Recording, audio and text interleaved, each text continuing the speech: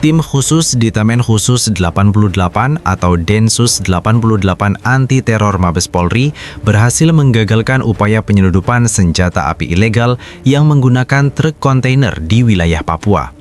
Operasi penindakan dilakukan setelah aparat menerima informasi intelijen terkait pergerakan logistik mencurigakan yang diduga kuat akan disalurkan kepada kelompok bersenjata yang selama ini beroperasi di wilayah pegunungan Papua yang dikenal sebagai kelompok kriminal bersenjata atau KKB. Penangkapan dilakukan saat truk kontainer tersebut melintas di salah satu jalur distribusi logistik utama di Papua. Aparat menghentikan kendaraan untuk pemeriksaan mendalam setelah sebelumnya melakukan pemantauan tertutup selama beberapa hari. Dari hasil penggeledahan, petugas menemukan sejumlah senjata api laras panjang, senjata api rakitan, amunisi dalam jumlah besar, serta beberapa komponen senjata yang disembunyikan di balik muatan barang umum. Operasi ini disebut sebagai salah satu pengungkapan penyeludupan senjata terbesar dalam beberapa bulan terakhir di wilayah timur Indonesia. Berdasarkan keterangan awal dari penyidik, senjata-senjata tersebut direncanakan untuk diperjualbelikan kepada jaringan KKB yang masih aktif melakukan aksi kekerasan bersenjata di sejumlah kabupaten di Papua. Aparat menduga transaksi tersebut sudah dirancang secara sistematis dengan memanfaatkan jalur distribusi barang legal untuk menghindari pemeriksaan. Kepala Satuan Tugas Operasi menyampaikan bahwa penindakan ini merupakan hasil koordinasi lintas satuan, termasuk dukungan intelijen dari berbagai unit di bawah Polri. Informasi awal diperoleh dari pemantauan komunikasi dan pergerakan dana yang mencurigakan. Setelah dilakukan pendalaman, aparat menemukan indikasi adanya pengiriman logistik non-resmi yang tidak sesuai dengan dokumen manifest barang. Dalam operasi tersebut, beberapa orang yang berada di dalam dan sekitar truk kontainer langsung diamankan di lokasi. Mereka kini menjalani pemeriksaan intensif untuk mengungkap jaringan yang lebih luas, termasuk pemasok senjata, perantara, hingga calon penerima di wilayah pedalaman Papua. Penyidik mendalami kemungkinan keterlibatan jaringan lintas provinsi maupun jaringan internasional dalam suplai senjata ilegal tersebut. Data sementara menunjukkan bahwa senjata yang diamankan terdiri dari berbagai jenis, termasuk senjata api standar pabrikan dan senjata rakitan dengan spesifikasi tempur. Amunisi yang ditemukan juga dalam kondisi siap pakai. Aparat menyatakan bahwa jika pengiriman ini berhasil lolos, maka potensi peningkatan eskalasi kekerasan di sejumlah wilayah rawan konflik di Papua sangat besar. Selama beberapa tahun terakhir, aparat keamanan memang terus memperketat pengawasan terhadap arus barang masuk dan keluar Papua. Wilayah ini kerap menjadi sasaran distribusi senjata ilegal karena kondisi geografisnya yang kompleks dan masih terdapat sejumlah titik yang sulit dijangkau pengawasan rutin. Modus penggunaan truk kontainer dinilai sebagai upaya baru untuk menyamarkan pengiriman, mengingat kendaraan logistik besar relatif jarang diperiksa secara detail kecuali terdapat indikasi khusus. Pengungkapan kasus ini membuka fakta baru mengenai pola penyelundupan senjata ilegal ke Papua yang semakin terorganisir dan terstruktur. Berdasarkan hasil pemeriksaan awal oleh penyidik Detasemen Khusus 88, jaringan pelaku tidak hanya memanfaatkan satu jalur distribusi, melainkan menyusun skema berlapis untuk menghindari deteksi aparat. Truk kontainer yang diamankan bukan sekedar kendaraan angkut biasa, tetapi bagian dari rangkaian logistik yang telah dirancang untuk terlihat legal di atas kertas. Dokumen pengiriman yang dibawa supir tercatat sebagai muatan bahan bangunan dan perlengkapan kebutuhan umum. Namun setelah dilakukan pembongkaran, aparat menemukan bahwa senjata dan amunisi disembunyikan dalam kompartemen tersembunyi di antara tumpukan barang. Beberapa peti kayu dimodifikasi dengan lapisan ganda sehingga isi di dalamnya tidak langsung terlihat saat pemeriksaan cepat. Modus ini menunjukkan bahwa pelaku memiliki pengetahuan teknis serta pengalaman dalam penyamaran distribusi barang ilegal. Penyidik menduga jaringan ini telah beroperasi lebih dari satu kali. Indikasi tersebut muncul dari pola komunikasi yang ditemukan pada perangkat elektronik milik salah satu tersangka. Dari analisis awal, terdapat percakapan yang mengarah pada pengiriman sebelumnya dengan metode serupa. Aparat kini tengah mendalami apakah ada pengiriman lain yang berhasil lolos sebelum operasi penindakan dilakukan. Selain supir dan kernet truk, aparat juga mengamankan satu orang yang diduga sebagai koordinator lapangan. Peran koordinator ini diduga mengatur titik temu, memastikan jalur aman, serta berkomunikasi dengan pihak pembeli di wilayah pedalaman Papua. Transaksi diduga dilakukan secara bertahap, dengan sistem pembayaran sebagian di muka dan pelunasan setelah barang diterima oleh pihak yang terafiliasi dengan kelompok kriminal bersenjata.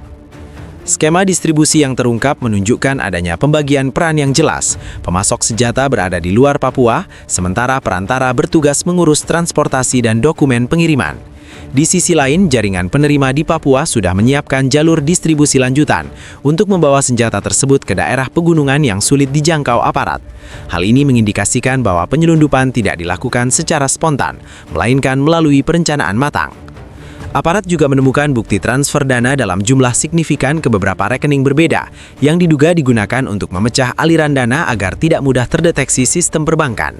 Penyidik kini bekerja sama dengan unit tindak pidana pencucian uang untuk menelusuri asal-usul dana tersebut. Dugaan sementara, pendanaan berasal dari hasil aktivitas ilegal lain yang terhubung dengan jaringan bersenjata di Papua. Dari sisi teknis, beberapa senjata yang disita dalam kondisi relatif baru dan masih memiliki nomor seri. Hal ini membuka kemungkinan untuk menelusuri asal pabrik atau jalur distribusi awal. Sementara itu, senjata rakitan menunjukkan kualitas pengerjaan yang cukup rapi, menandakan bahwa pembuatnya memiliki kemampuan teknis yang tidak sederhana. Aparat tidak menutup kemungkinan adanya bengkel perakitan senjata ilegal yang memasok kebutuhan kelompok bersenjata. Dalam pemeriksaan lanjutan, tersangka mengaku dijanjikan keuntungan besar apabila pengiriman berhasil sampai tujuan. Nilai transaksi diperkirakan mencapai miliaran rupiah, tergantung jenis dan jumlah senjata yang berhasil dikirim. Keuntungan tersebut menjadi motif utama yang mendorong jaringan ini mengambil resiko tinggi. Pengungkapan truk kontainer berisi senjata ilegal oleh Detasemen Khusus 88 di Papua menegaskan kompleksitas jaringan distribusi senjata yang selama ini beroperasi di wilayah timur Indonesia. Bab ini akan membahas koordinasi antar unit aparat, teknik penyamaran yang digunakan oleh pelaku, serta langkah-langkah pencegahan lebih lanjut yang ditempuh aparat untuk memastikan jaringan tidak lagi aktif. Densus 88 melakukan operasi ini dengan koordinasi intensif bersama Satuan Kewilayahan Polri, TNI, dan unit intelijen daerah. Sistem koordinasi yang dibangun memungkinkan pemantauan rute pengiriman secara real-time, mulai dari titik keberangkatan di luar Papua hingga rute darat yang menuju pegunungan. Setiap kendaraan dan personil yang dicurigai diamati secara tertutup untuk mengumpulkan bukti dan memastikan penindakan dilakukan tepat sasaran. Teknik penyamaran yang digunakan pelaku cukup canggih. Selain menggunakan dokumen resmi untuk muatan barang legal, pelaku juga memanfaatkan sistem ganda dalam penyimpanan senjata. Kompartemen tersembunyi di dalam kontainer dirancang sedemikian rupa sehingga muatan senjata tidak tampak bahkan ketika diperiksa dengan alat pemindai standar. Beberapa senjata rakitan dikemas dalam kotak kayu yang dilapisi material peredam berat, menambah kesulitan deteksi. Aparat menyebut teknik ini sebagai modus baru dalam penyelundupan senjata ke wilayah rawan konflik. Dalam pengembangan kasus, ditemukan pula pola komunikasi yang tersusun rapi antar anggota jaringan. Pelaku menggunakan perangkat komunikasi terenkripsi dan nomor telepon yang berbeda untuk setiap tahap distribusi. Data ini menjadi kunci aparat dalam mengidentifikasi jaringan lebih luas. Salah satu temuan penting adalah adanya koordinator pusat yang memonitor pengiriman dari lokasi jauh, memberikan instruksi melalui pesan singkat terenkripsi, dan memastikan senjata tiba tepat waktu di titik tujuan. Selain koordinasi operasional, aparat juga fokus pada penggalian informasi terkait aliran dana. Transaksi keuangan yang ditemukan tersebar di berbagai rekening untuk menghindari deteksi. Penyidik bekerja sama dengan unit tindak pidana pencucian uang untuk menelusuri sumber dana. Dugaan awal menunjukkan bahwa pembiayaan berasal dari aktivitas kriminal yang memiliki jaringan internasional, sehingga memungkinkan suplai senjata untuk KKB di Papua terus berputar bila tidak diputus. Langkah pencegahan lanjutan menjadi prioritas Densus 88 setelah pengungkapan. Beberapa strategi diterapkan, termasuk patroli intensif di jalur distribusi logistik, pemeriksaan acak kendaraan komersil besar, serta pemantauan terhadap gudang-gudang yang dicurigai menjadi tempat transit sementara. Aparat menilai bahwa keberhasilan operasi ini bergantung pada kemampuan memutus seluruh rantai distribusi, bukan hanya menghentikan satu pengiriman. Dari sisi teknis, senjata yang diamankan menunjukkan beragam tipe. Senjata standar pabrikan memungkinkan aparat menelusuri asal-usulnya melalui nomor seri, sedangkan senjata rakitan mengindikasikan adanya bengkel ilegal yang canggih dan mampu memasok kelompok bersenjata secara konsisten. Hal ini memperlihatkan bahwa jaringan ini memiliki sumber daya yang cukup besar dan tidak bertindak secara sporadis, melainkan melalui perencanaan matang. Setelah keberhasilan Detasemen Khusus 88 menggagalkan penyelundupan truk kontainer berisi senjata ilegal di Papua, aparat langsung melakukan pengembangan penyidikan untuk mengungkap jaringan yang lebih luas.